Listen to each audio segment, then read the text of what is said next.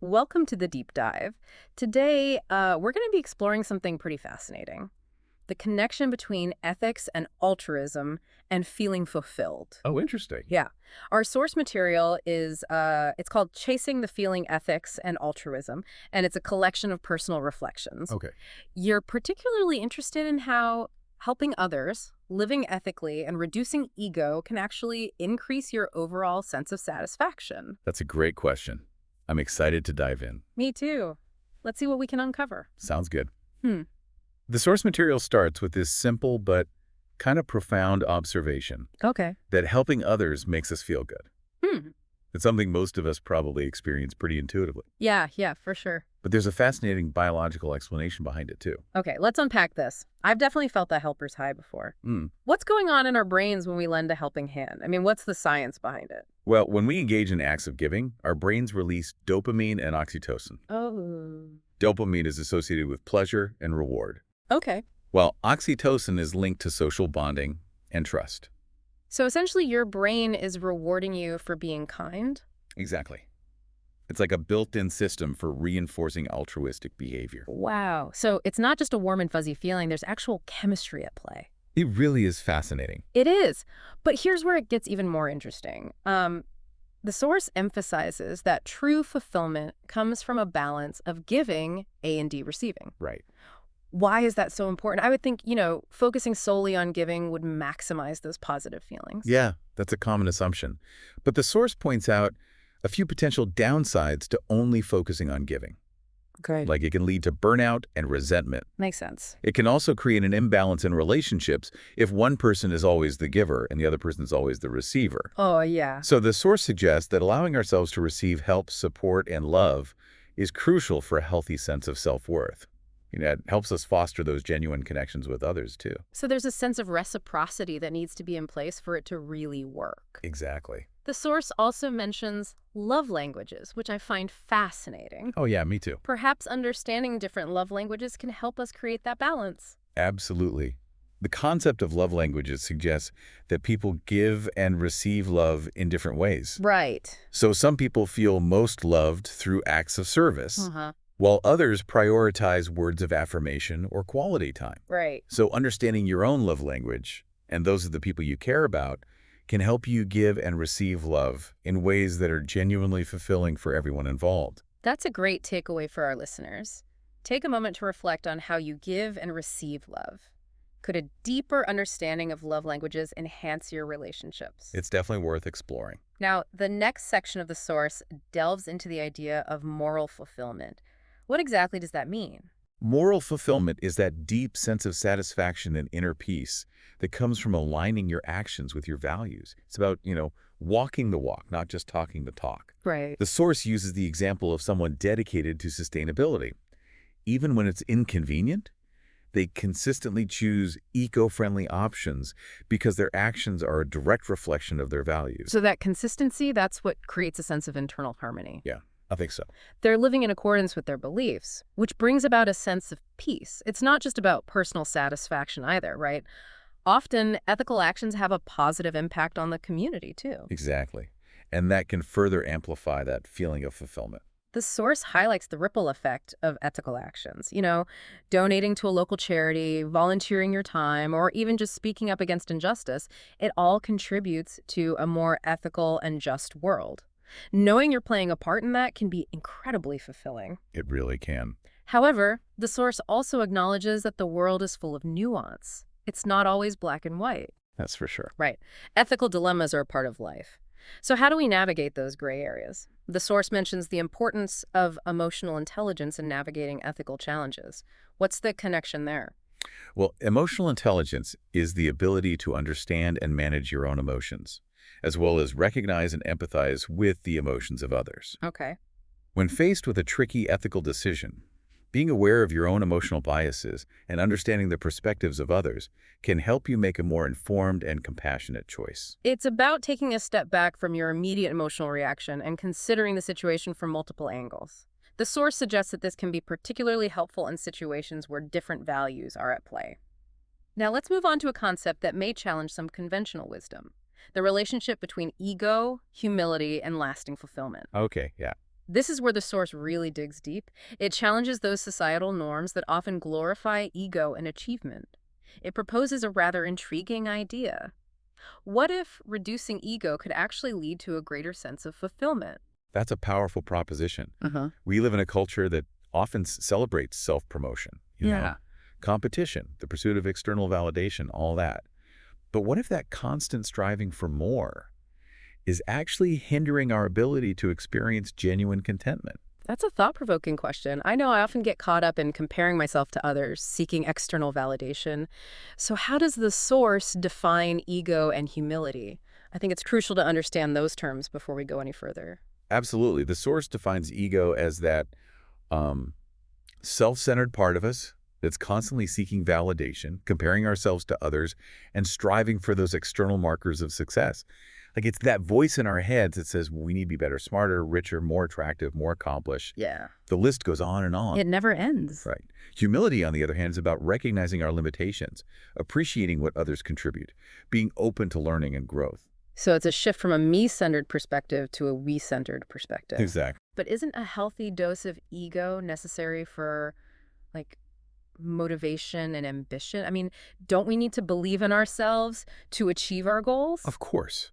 Healthy self-confidence is essential for pursuing our passions, achieving our goals. Mm-hmm. But the source distinguishes between healthy self-confidence and, an excessive focus on ego. Okay. When ego takes over, it can lead to anxiety, insecurity, a constant need to prove ourselves. You know what I mean? It becomes less about pursuing our genuine passions and more about feeding our insatiable need for external validation. It's like that saying, comparison is the thief of joy. When we're constantly measuring ourselves against others, we lose sight of our own unique strengths and accomplishments. We become trapped in that cycle of striving that never leads to lasting fulfillment. Yeah. The source suggests that letting go of that constant need for external validation, that comparison, it can be incredibly liberating. Mm. It frees up so much mental and emotional energy that can then be directed towards, more meaningful pursuits. So it sounds like humility is the key to unlocking that freedom. Precisely. Humility allows us to step back from all of the ego's demands and embrace a more grounded, a more realistic perspective. Right. It allows us to appreciate our strengths without constantly needing to prove them to others. Yeah. And it opens us up to learning and growth. Mhm. As we become more willing to acknowledge what we don't know and seek guidance from people with more experience. Yeah, instead of feeling threatened by other people's success, we can actually be inspired by them and learn from their journeys. The source seems to be advocating for a shift in mindset, from competition to collaboration, from a focus on individual achievement to recognizing that we're all interconnected. That's a great way to put it. The source emphasizes that true fulfillment often stems from those meaningful relationships, a sense of shared purpose. When we cultivate humility, we create space for deeper connections. We become more present, more empathetic, and more willing to contribute to something larger than ourselves. That resonates with what we were discussing earlier about the helper's high. It's not just about the personal boost we get from helping others, but recognizing our interconnectedness and contributing to the well-being of the community as a whole. It's a powerful cycle. Giving back, living ethically, practicing humility. All of these actions strengthen our sense of connection and belonging, which ultimately leads to that deeper sense of fulfillment. So, to bring it all together, the source suggests that true fulfillment isn't about chasing external achievements or validation, but about cultivating a sense of inner peace and purpose through ethical living, giving back to others, and embracing humility. That's a beautiful summary.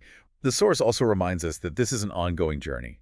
We all have egos, and will inevitably get caught up in the traps of comparison, self-promotion It happens. from time to time. It's about recognizing those patterns, right? Right. Gently redirecting our attention back to what truly matters. Exactly. It's about making those conscious choices day by day to align our actions with our values and to cultivate a sense of humility in all areas of our lives.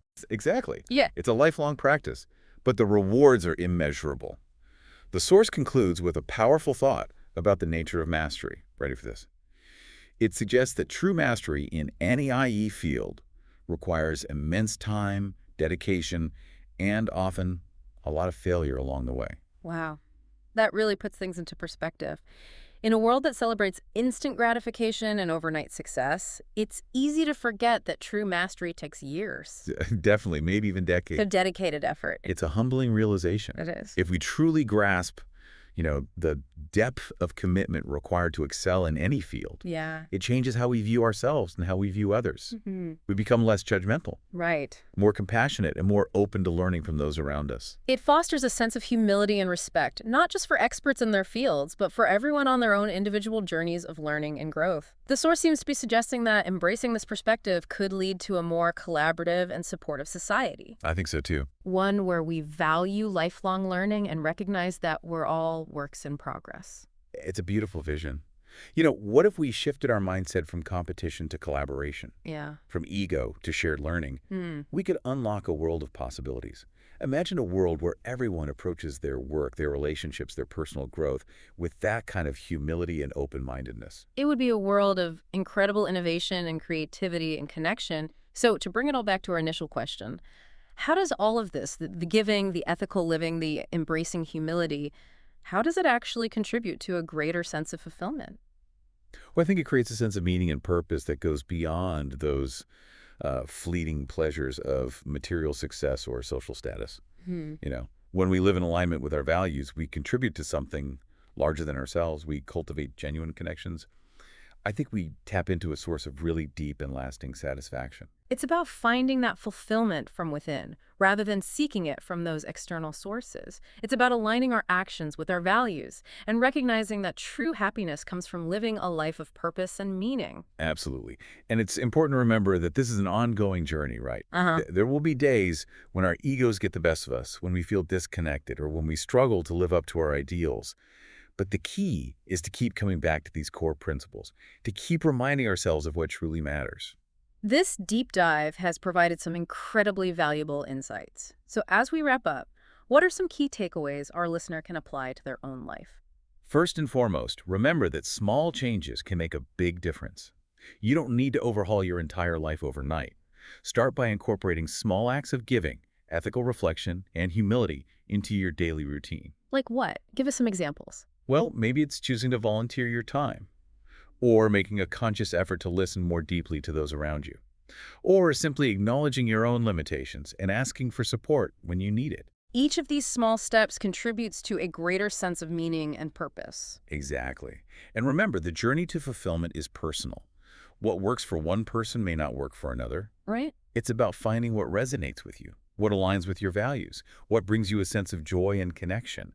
As our source material suggests, it's about chasing the feeling of fulfillment in a way that is authentic and meaningful to you. And never underestimate the ripple effect of your actions. Every choice we make, every action we take has the potential to impact the world around us. By prioritizing kindness, ethical living, and humility, we can contribute to a more compassionate, just, and fulfilling world for everyone. What a beautiful thought to end on. It is. Thank you for joining us on this deep dive. We hope it has inspired you to continue exploring these ideas and to discover your own unique path to a more fulfilling life. Until next time, keep diving deep.